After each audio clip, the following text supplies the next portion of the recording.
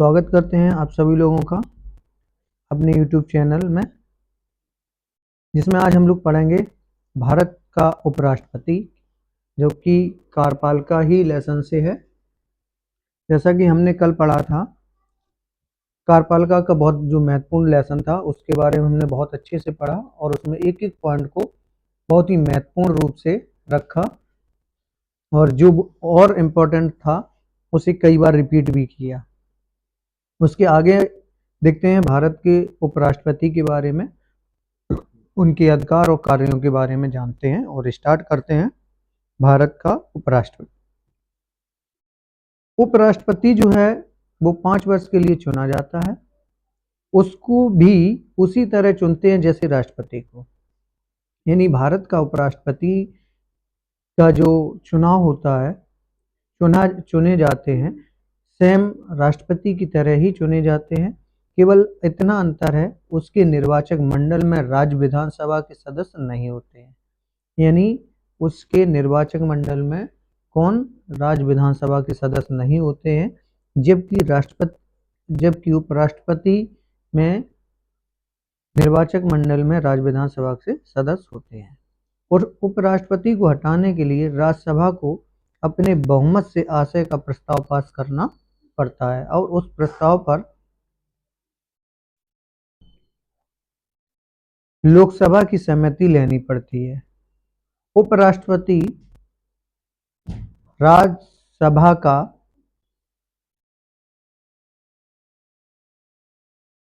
उपराष्ट्रपति को राज्यसभा का पदेन अध्यक्ष कहते हैं, या उपराष्ट्रपति जो है वो राज्यसभा का पदेन अध्यक्ष होता है। राष्ट्रपति की मृत्यु, त्यागपत्र, महाभियोग द्वारा हटाए जाने या अन्य किसी कारण से यह पद रिक्त होने पर वह कार्यवाहक राष्ट्रपति काम करता है।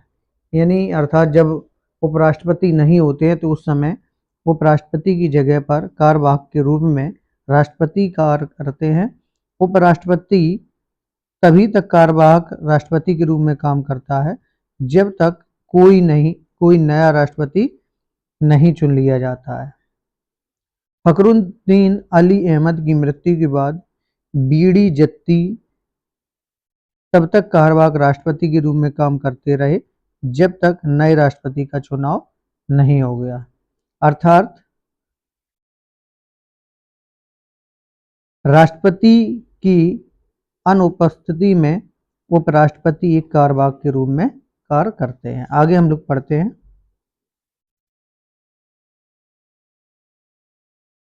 कि कल्पना करें कि प्रधानमंत्री किस राज्य में इस आधार पर राष्ट्रपति शासन लगाना चाहते हैं कि वहां की सरकार दलितों पर अत्याचार रोकने में विफल रही है। राष्ट्रपति की सोच कुछ अलग है। उसका कहना है कि राष्ट्रपति शासन का अपवाद स्वरूप ही प्रयोग करना चाहिए। इस स्थिति में राष्ट्रपति के पास निम्नलिखित में से कौन विकल्प है? सबसे पहला है कि वह प्रधानमंत्री को बताएं कि राष्ट्रपति शासन की घोषणा करने वाले आदेश पर वह हस्ताक्षर नहीं करेगा। यानी वह प्रधानमंत्री को बताए कि राष्ट्रपति शासन की घोषणा करने वाले आदेश पर वह हस्ताक्षर नहीं करेगा। प्रधानमंत्री को बर्खास्त कर दे। वह प्रधानमंत्री से वहां केंद्रीय रिजर्व पुलिस बल भेजने को कहे। एक प्रेस वक्तव्य दे कि क्यों प्रधानमंत्री गलत हैं। इस संबंध में प्रधानमंत्री बातचीत करे और ऐसा करने से रोके, परंतु यदि प्रधानमंत्री दृढ़ रहे तब उस पर हस्ताक्षर कर दे। इस प्रकार से यह विकल्प है, तो इसका विकल्प हमारा यहाँ राइट है। आगे देखते हैं कि प्रधानमंत्री के बिना कोई मंत्रिपरिषद नहीं होती है। यह इस इमेज के माध्यम से भी समझ पाते हैं। आगे अब हम पढ़ते हैं, अभी तक हमने पढ़ा उपराष्ट्रपति के बारे में, अब हम पढ़ेंगे प्रधानमंत्री और उनके मंत्रिपरिषद के अधिकार और कार्यों के बारे में समझते हैं। भारत के प्रधानमंत्री पद का उल्लेख किए बिना भारतीय सरकार या राजनीति की कोई चर्चा नहीं हो सकती। क्या आप सोच सकते हैं कि ऐसा क्यों?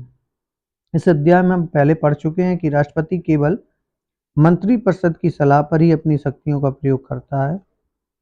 प्रधानमंत्री इस मंत्रिपरिषद का प्रधान होता है। अतः मंत्रिपरिषद के प्रधान के रूप में प्रधानमंत्री जो है अपने देश की सरकार का सबसे महत्वपूर्ण पदाधिकारी हो जाता है। आगे हम अगर पढ़ें,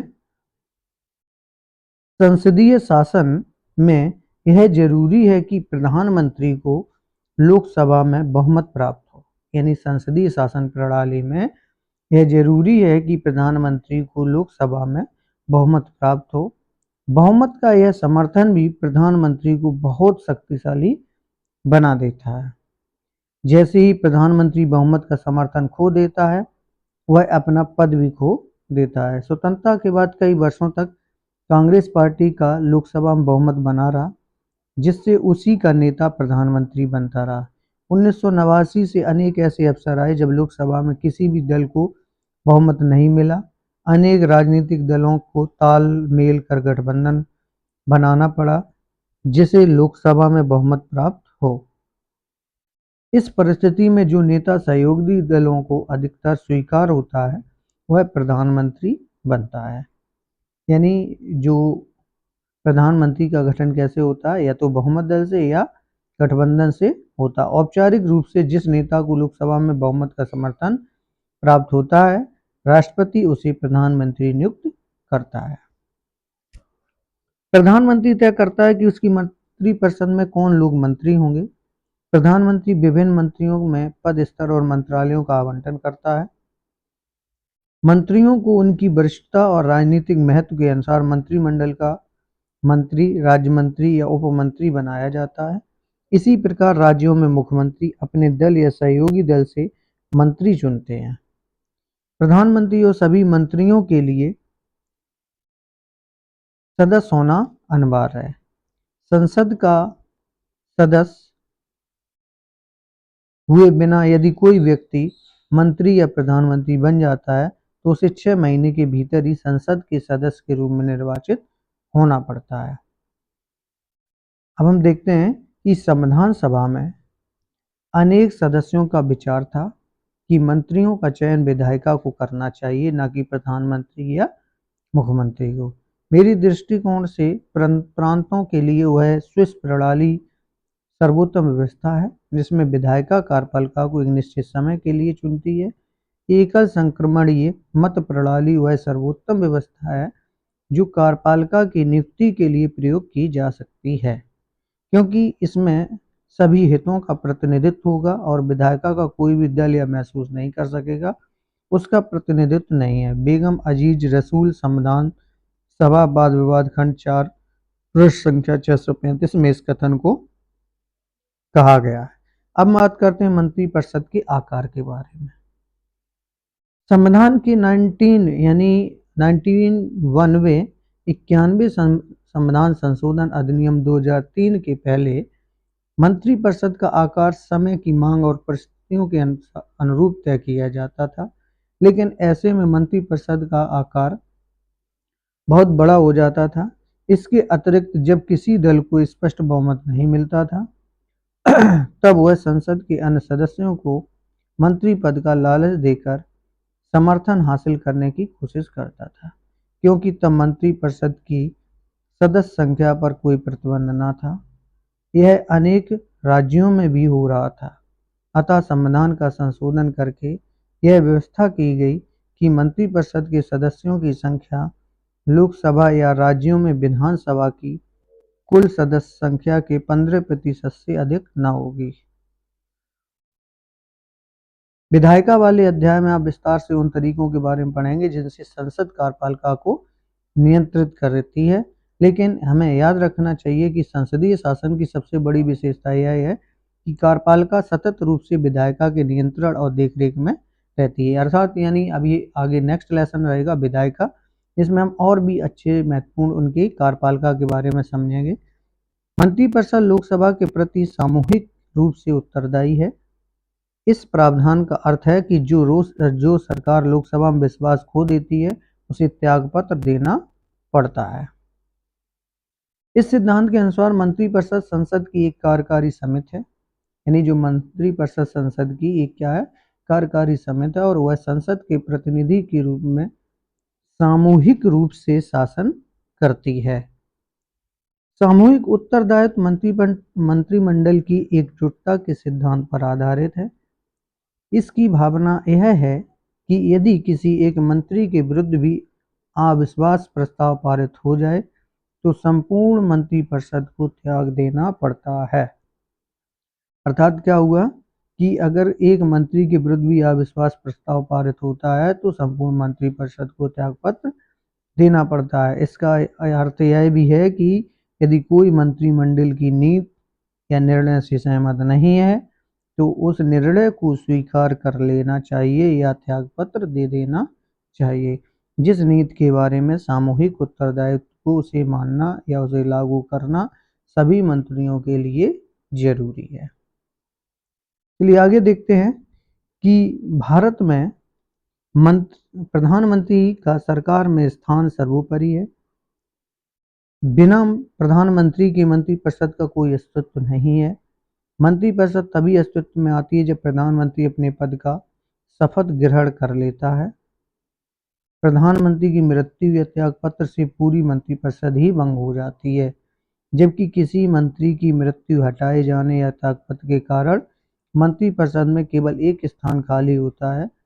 प्रधानमंत्री एक तरफ मंत्रिपरिषद तथा दूसरी ओर राष्ट्रपति और संसद के बीच एक सेतु का काम करता है।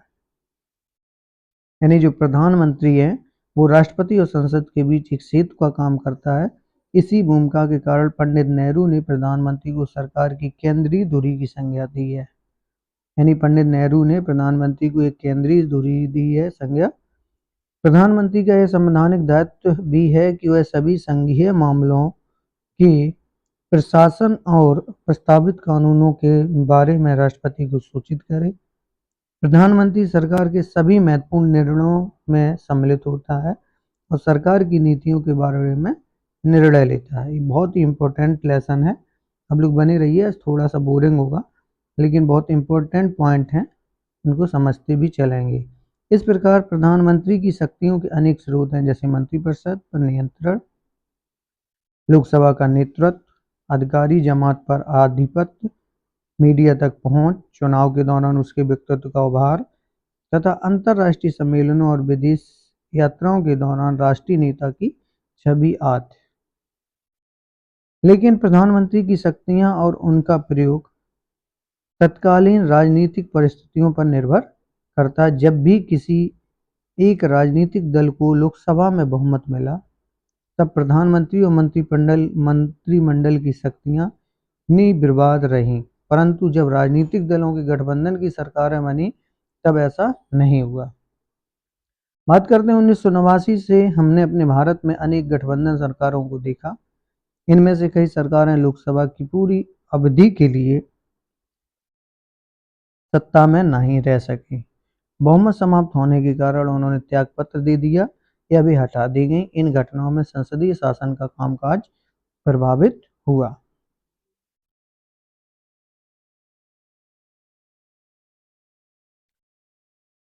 अब हम बात करते हैं इस सिलसिले में। पहली बात तो यह है कि इन घटनाओं में से प्रधानमंत्री की चयन में राष्ट्रपति के विशेषाधिकारों की भूमिका बड़ी है। दूसरी, इस अवधि में गठबंधन की राजनीति के कारण राजनीतिक सहयोगियों में परामर्श की प्रवृत्ति बढ़ी है, जिससे प्रधानमंत्री की सत्ता में कुछ सेंध लगी है। तीसरे, इससे प्रधानमंत्री के अनेक विशेषाधिकारों जैसे मंत्रियों का चयन और उनके पद स्तर पर तथा मंत्रालय के चयन पर भी कुछ अंकुश लगा है। जो कि चौथे, प्रधानमंत्री सरकार की नीतियों और कार्यक्रमों को भी अकेले तय नहीं कर सकता। चुनाव के पूर्व और चुनाव के बाद विभिन्न विचारधारा वाले अनेक राजनीतिक दल सहयोग करके सरकार बनाते हैं। सहयोगी दलों के बीच काफ़ी बातचीत और समझौते के बाद ही नीतियां बन पाती हैं। इस पूरी प्रक्रिया में प्रधानमंत्री को एक नेता से अधिक एक मध्यस्थ की भूमिका निभानी पड़ती है। यानी इम्पोर्टेंट कौन है? प्रधानमंत्री। कुछ एक बदलावों के बाद राज्यों में भी ठीक इसी तरह की लोकतांत्रिक कार्यपालिका होती है। सबसे महत्वपूर्ण अंतर यह है कि राज्य में एक राज्यपाल होता है। राज्य में एक राज्यपाल होता है जो केंद्रीय सरकार की सलाह पर राष्ट्रपति के द्वारा नियुक्त किया जाता है। कहने का मतलब यह है कि राज्यपाल की नियुक्ति कौन करता है? एक राष्ट्रपति करता है। यद्यपि प्रधानमंत्री की ही तरह मुख्यमंत्री भी विधानसभा में बहुमत दल का नेता होता है, पर राज्यपाल के पास ज़्यादा विवेकाधीन शक्तियां होती हैं। बहरहाल राज्य के स्तर पर भी संसदनात्मक व्यवस्था के प्रमुख सिद्धांत लागू होते हैं। इस प्रकार से हमने मंत्रिपरिषद वाला पूरा इस टॉपिक को पढ़ा। अब हम पढ़ते हैं स्थायी कार्यपालिका के बारे में, जो कि एक नौकरशाही के रूप में कार्य करता है।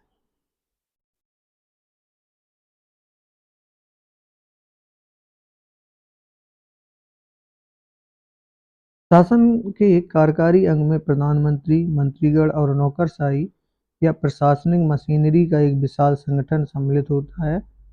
इस ढांचे और सहन सेवाओं के अंतर करने के लिए इसे हम नागरिक सेवा कहते हैं। यानी शासन के कार्यकारी अंग में प्रधानमंत्री, मंत्रीगण और नौकरशाही या प्रशासनिक मशीनरी का एक विशाल संगठन सम्मिलित होता है, और इस ढांचे और सहन सेवाओं के अंतर करने के लिए इसे हम नागरिक सेवा भी कहते हैं। कौन सा? स्थायी कार्यपालिका।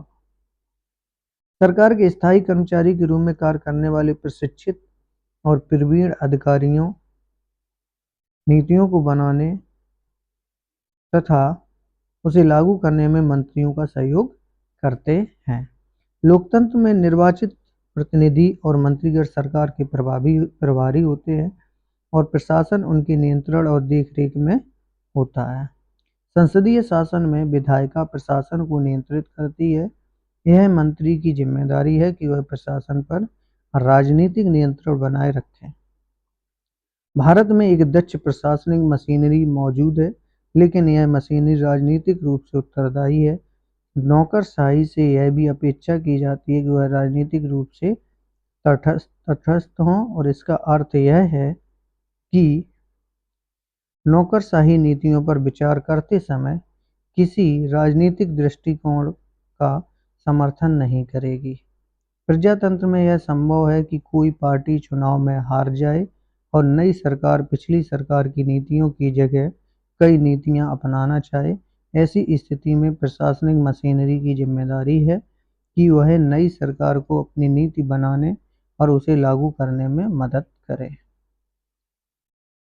आज भारतीय नौकरशाही का स्वरूप बहुत जटिल हो गया। इसमें अखिल भारतीय सेवाएं, प्रांतीय सेवाएं, स्थानीय सरकार के कर्मचारी और लोक उपक्रमों के तकनीकी तथा प्रबंधकीय अधिकारी सम्मिलित हैं। हमारे संविधान निर्माता गैर राजनीतिक और व्यावसायिक रूप से दक्ष प्रशासनिक मशीनरी के महत्व को जानते थे। वे सिविल सेवा या नौकरशाही के सदस्यों को बिना किसी भेदभाव के योग्यता के आधार पर चयनित करना चाहते थे, तथा भारत सरकार के लिए सिविल सेवा के सदस्यों की भर्ती की प्रक्रिया का कार्य संघ लोक सेवा आयोग को सौंपा गया, और ऐसे ही लोक सेवा आयोग राज्यों में भी बनाए गए।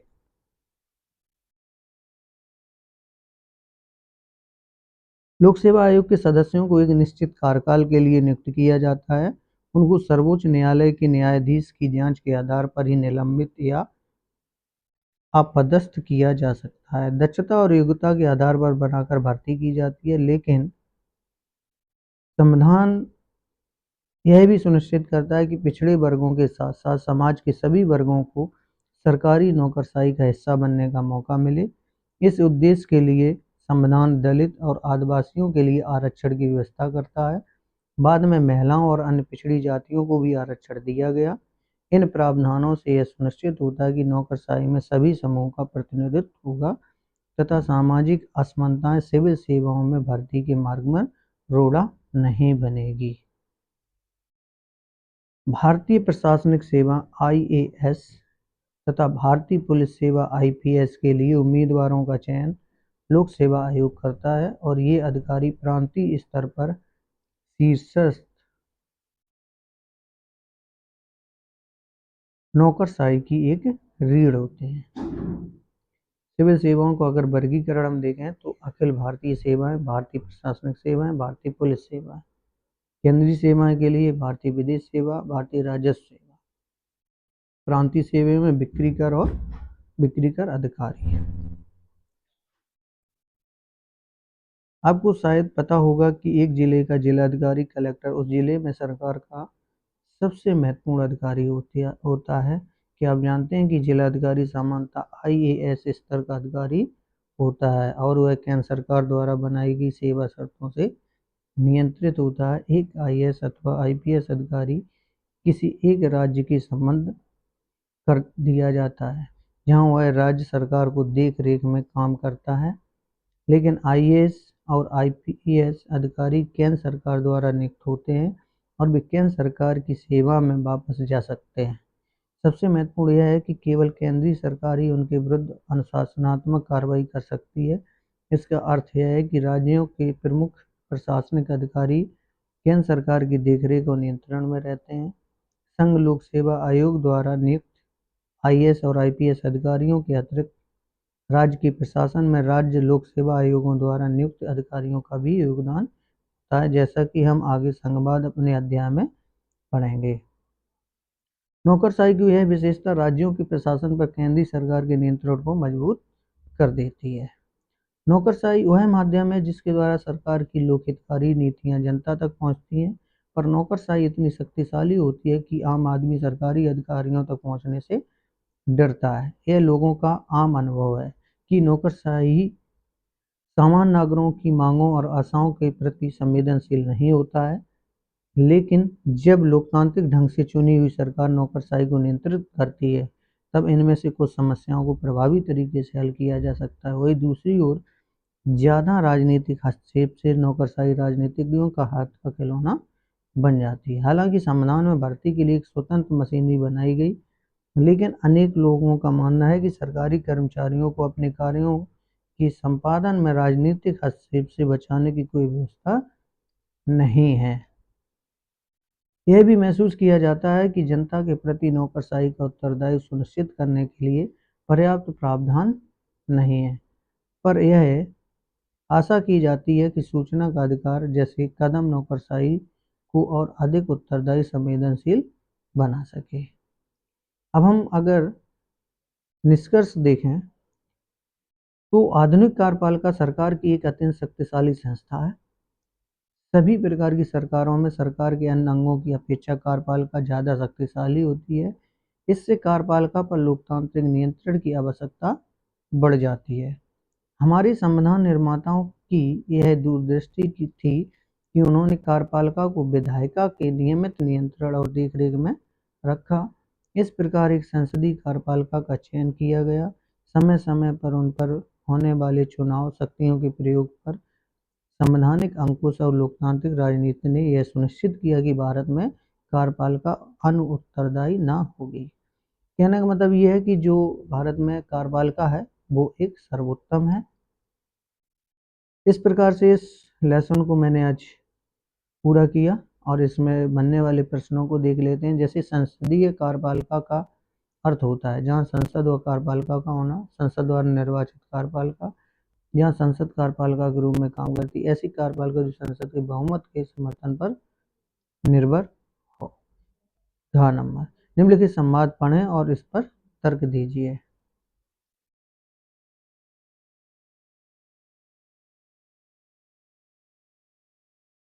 इस प्रकार से प्रधानमंत्री की नियुक्ति करने में राष्ट्रपति लोकसभा के सबसे बड़े दल के नेता को चुनता है। लोग में बहुमत अर्जित करने वाले गठबंधन दोनों सबसे बड़े नेता को राज्यसभा गठबंधन अथवा दल के, तो इसका ऑप्शन नंबर ख हमारा राइट है। मिलते हैं नेक्स्ट वीडियो में। अगर वीडियो पसंद आए तो प्लीज़ लाइक करें और कमेंट जरूर करें, जो भी हो सही या गलत, अच्छा या बुरा। तो मिलते हैं नेक्स्ट वीडियो में, तब तक के लिए जय हिंद जय भारत।